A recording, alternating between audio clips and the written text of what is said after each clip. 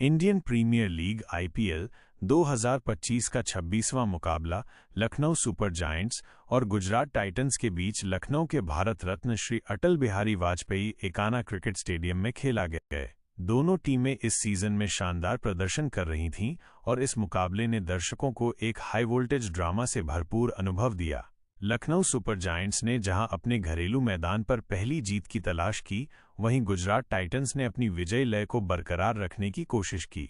आइए इस मैच के हर पहलू को विस्तार से देखते हैं। मैच की शुरुआत टॉस से हुई, जहां लखनऊ सुपर जायंट्स के कप्तान ऋषभ पंत ने टॉस जीतकर पहले गेंदबाजी का फैसला किया। यह निर्णय एकाना स्टेडियम की पिच को देखते हुए लिया गया, जो दिन के समय तेज गेंदबाजों के लिए मददगार हो सकती थी। पिच की प्रकृति को देखते हुए यह अनुमान लगाया जा रहा था कि ये बल्लेबाजों के लिए शुरुआत में चुनौतीपूर्ण होगी, लेकिन बाद में बल्लेबाजी आसान हो सकती है।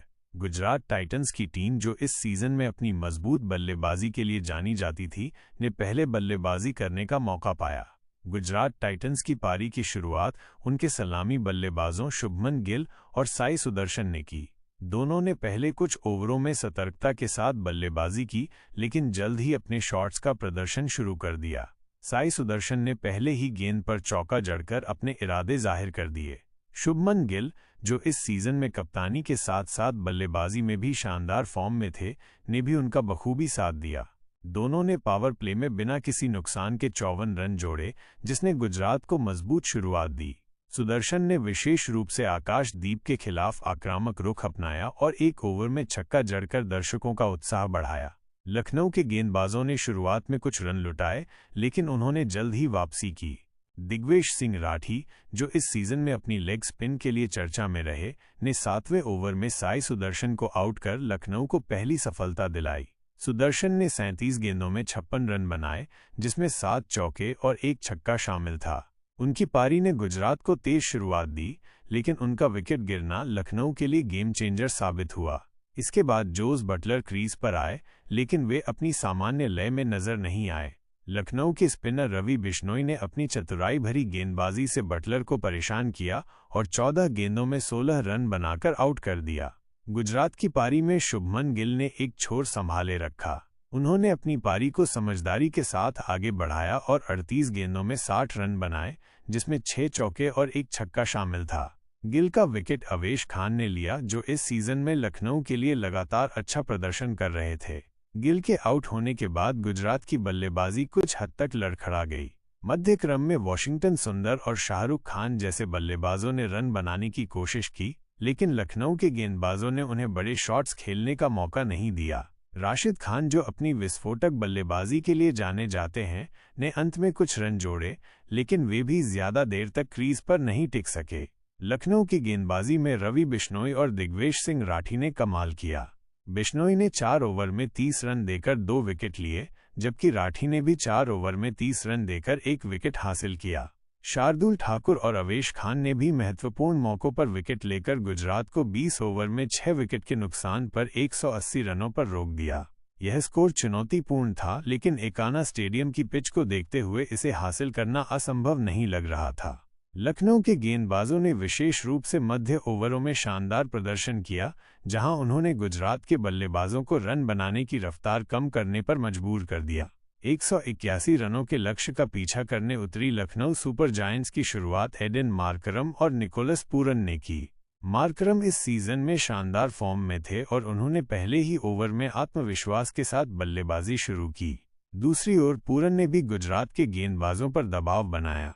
दोनों ने पावर प्ले में तेजी से रन बनाए और लखनऊ को मजबूत शुरुआत दी। पूरन ने विशेष रूप से राशिद खान के खिलाफ आक्रामक रुख अपनाया, जो आमतौर पर बल्लेबाजों के लिए चुनौती होते हैं। उनके एक शानदार छक्के ने दर्शकों को झूमने पर मजबूर कर दिया। गुजरात के गेंदबाजों ने शुरुआत में कुछ रन लुटाए, लेकिन उन्होंने जल्द ही वापसी की कोशिश की। मोहम्मद सिराज, जो अपनी तेज गेंदबाजी के लिए जाने जाते हैं, ने पहले कुछ ओवरों में रन रोकने की कोशिश की, लेकिन पूरन और मार्करम ने उनके खिलाफ भी रन बनाए। राशिद खान ने मध्य ओवरों में गुजरात को वापसी दिलाने की कोशिश की और मार्करम का महत्वपूर्ण विकेट लिया। मार्करम ने 33 गेंदों में 33 रन बनाए, जो एक स्थिर शुरुआत थी, लेकिन उनकी पारी को और लंबा करने की जरूरत थी। मार्करम के आउट होने के बाद कप्तान ऋषभ पंत क्रीज पर आए। पंत इस सीजन में बल्ले से कुछ खास नहीं कर पाए थे और प्रशंसकों को उनसे बड़ी पारी की उम्मीद थी। हालांकि वे इस मैच में भी अपनी लय हासिल नहीं कर सके और 12 रन बनाकर वॉशिंगटन सुंदर की गेंद पर आउट हो गए।